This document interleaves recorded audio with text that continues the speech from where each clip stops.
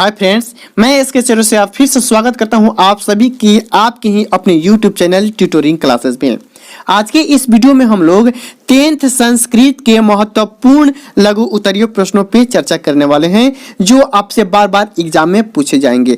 ये हमारा पार्ट 2 है। अगर आपने पार्ट 1 नहीं देखा है तो उसका लिंक नीचे डिस्क्रिप्शन बॉक्स में है, आप उसे जरूर और जरूर देखें। आइए शुरू करते हैं। यदि आप इस चैनल पे पहली बार हैं तो चैनल को सब्सक्राइब कर लें जिससे कि प्रत्येक वीडियो का नोटिफिकेशन मिलता रहे।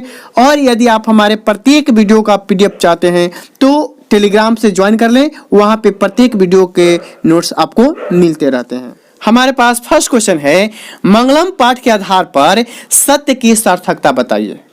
तो सत्य की महत्ता पर वर्णन करते हुए महर्षि वेद व्यास जी क्या कहते हैं कि हमेशा सत्य की ही जीत होती है, असत्य कभी नहीं जीत सकता है। देवलोक का मार्ग अगर आप प्राप्त करना चाहता है तो उसमें सत्य की भूमिका अग्रणी है। ऋषियों को यदि मोक्ष प्राप्ति चाहिए तो वो लोग भी सत्य का सहारा लेकर ही देवलोक जाते हैं। क्यों जाते हैं? क्योंकि देवलोक सत्य का खजाना है। दूसरा क्वेश्चन है बाबू, पाटलिपुत्र के वैभव पर प्रकाश डालिए। ये तो मोस्ट हाईलाइटेड क्वेश्चन है बाबू, आपसे बार बार पूछा जा रहा है, तो आप जरूर इन सभी क्वेश्चन को याद कर लें।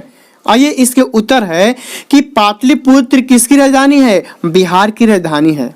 इसका वर्णन केवल भारतीय मुनि नहीं कर रहे हैं, जैसे विदेशी यात्री भी करते हैं। विदेशी यात्रियों में मेघासनी, स्पायान आदि ने भी इस पाटलिपुत्र का वर्णन किया हुआ है। इसका इतिहास लगभग 2500 वर्ष पुराना माना जाता है। यह धार्मिक क्षेत्र, उद्योग क्षेत्र में ही नहीं बल्कि राजनीतिक क्षेत्र के साथ साथ शिक्षा क्षेत्र में भी अपना विशेष आकर्षण करता है।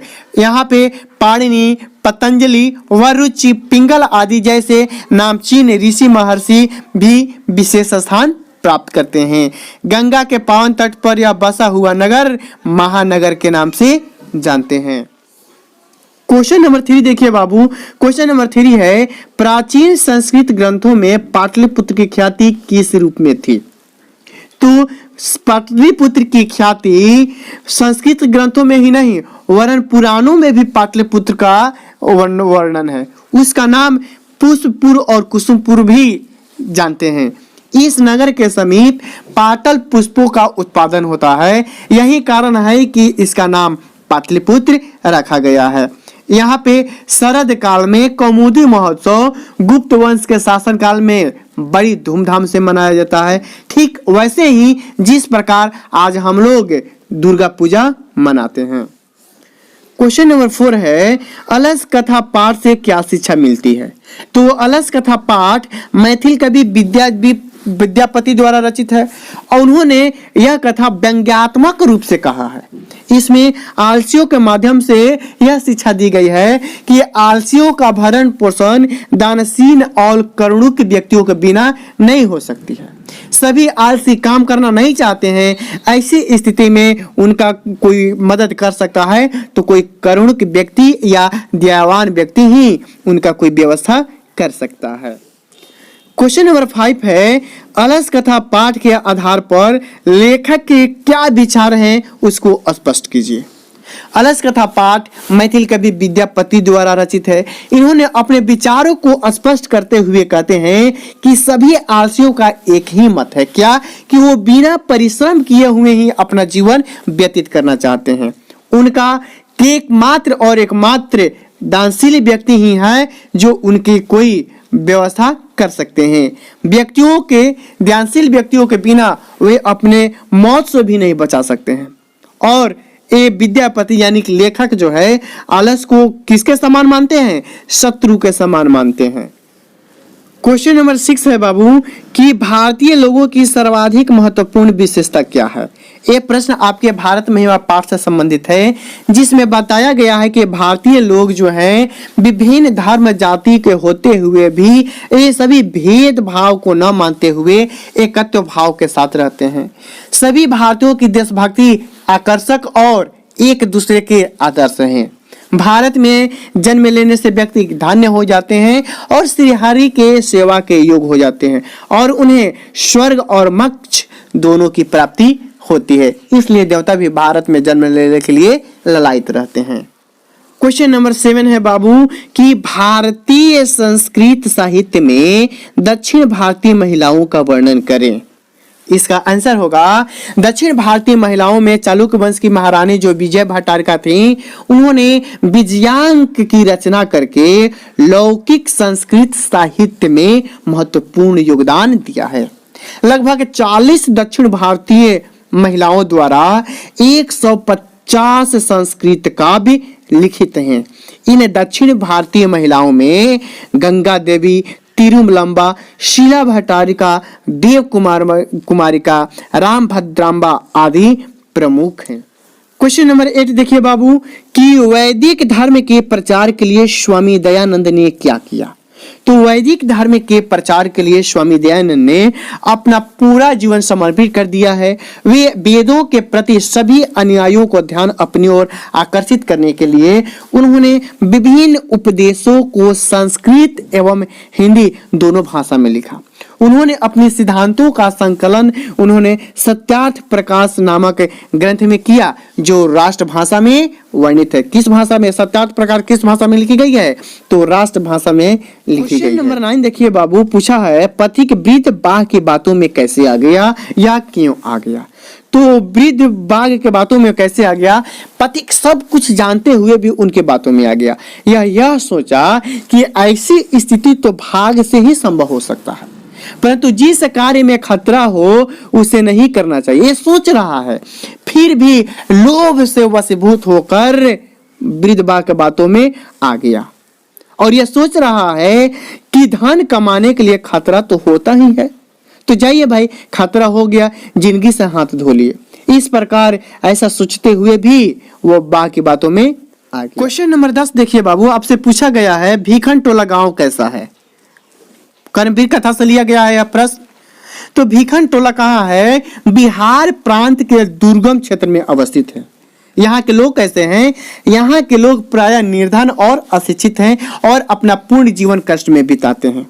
उनमें से भी कुछ लोग ऐसे हैं जो गांव से बाहर झोपड़ी में रहते हैं। भीखन टोला में लगभग 1 कोस की दूरी पर एक प्राथमिक विद्यालय भी है। यहीं पे कर्मवीर मिलता है। क्वेश्चन नंबर 11 है नीति श्लोका पाठ से हमें क्या शिक्षा मिलती है, बताइए। नीति श्लोका पाठ जो है किसके द्वारा लिखित है? महात्मा विदुर द्वारा रचित है। इसमें वो महात्मा विदुर जो है धृतराष्ट्र के अशांत मन को शांत करने के लिए कुछ नीतिगत श्लोक लिखे हुए हैं। इन श्लोकों से हमें यह शिक्षा मिल रही है कि सांसारिक सुख जो है वो क्षणिक होता है और आध्यात्मिक सुख जो है अस्थायी होता है। हम अपने आचरण को सुंदर करके अपने बुरे आचरण को समाप्त कर सकते हैं। मनुष्य को काम, क्रोध और लोभ मोह जो है वो त्याग कर देना चाहिए। ये सभी कहाँ ले जाते हैं? नरक के द्वार ले जाते हैं। इसलिए काम, क्रोध, लोभ मोह को त्याग देना चाहिए। क्वेश्चन नंबर 12 देखिए बाबू, अगर ये क्वेश्चन आप नहीं जानते हैं तब भी अगर शादी विवाह देखे हो तो अपनी भाषा में आप लिख सकते हैं। आपसे पूछा गया है कि विवाह संस्कार का वर्णन करें। तो विवाह संस्कार एक ऐसा संस्कार है जहां से मनुष्य गृहस्थ जीवन में प्रवेश करता है। विवाह में अनेक प्रकार के कर्म कांड भी होते हैं। उनमें से एक है वागदान, मंडप निर्माण, वधु के घर वर पक्ष का स्वागत किया जाता है, वर वधु परस्पर निरीक्षण किया जाता है, कन्यादान, पानी ग्रहण, सिंदूरदान, अग्नि स्थापना इत्यादि कर्मकांड होते हैं और सभी क्षेत्रों में समान रूप से विवाह संस्कार का आयोजन होते रहता है। क्वेश्चन नंबर 13 देखिए बाबू, आपसे पूछा गया है नदी और विद्वान में क्या संबंध है। प्रथम पाठ मंगलम से संबंधित है यह प्रश्न।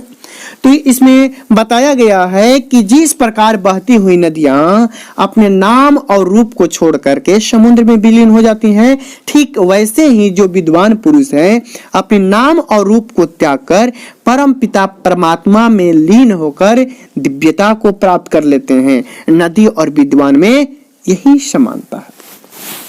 क्वेश्चन नंबर 14 देखिए बाबू, आपसे पूछा गया है राजशेखर ने पटना के विषय में क्या लिखा है। एक प्रश्न और यहाँ से बनता है कि दामोदर गुप्त ने पटना के बारे में क्या कहा है। ये बहुत ही हाईलाइटेड प्रश्न है, आपसे पूछा जाता है। तो राजशेखर द्वारा लिखित क्या है? काव्य मीमांसा। वो काव्य मीमांसा में पाटलिपुत्र का वर्णन करते हुए राजशेखर जी बताते हैं कि पाटलिपुत्र शिक्षा का एक प्राचीन केंद्र था। यहाँ पे अनेक संस्कृत के विद्वान हुए, उनमें से पाणिनि, पिंगल, पतंजलि आदि ऐसे हैं जिनकी परीक्षा यहाँ ली गई है। यहाँ पे चाणक्य जैसे नीतिकार भी हुए हैं। क्वेश्चन नंबर 15 देखिए, आपसे पूछा गया है विजयांग को सर्व शुक्ल सरस्वती क्यों कहा गया है। तो विजयांग को सर्व शुक्ल सरस्वती कहा गया, क्यों कहा गया है? क्योंकि उन्होंने संस्कृत साहित्य में विजयांग की भूमिका क्या है, सराहनीय है। एक साधारण लेखिका को होते हुए भी अपनी लेखन कला से सबको प्रभावित करते हैं। उन्हीं में से एक व्यक्ति है दंडी। आपसे पूछा गया है कि विजयांग को सर्व शुक्ल सरस्वती किसने कहा है, तो दंडी ने कहा है। क्यों कहा गया है कि विजयांग का रंग कैसा था, श्याम वर्ण की थी, और श्याम वर्ण के होते हुए भी उनकी कृतियां जो थी वो ज्योतिर्मय थी। नीलकमल की पंखुड़ियों की तरह विजयांग अपनी रचना से सबको आकर्षित कर लेती थी और उनकी लेखन क्षमता क्या है, आकर्षक है। इसलिए विजयांग को सर्व शुक्ल सरस्वती कहा गया है। तो आपको यह सब्जेक्टिव क्वेश्चन कैसा लगा हमें जरूर बताइए। फिर मिलते हैं अगली वीडियो में, तब तक के लिए धन्यवाद।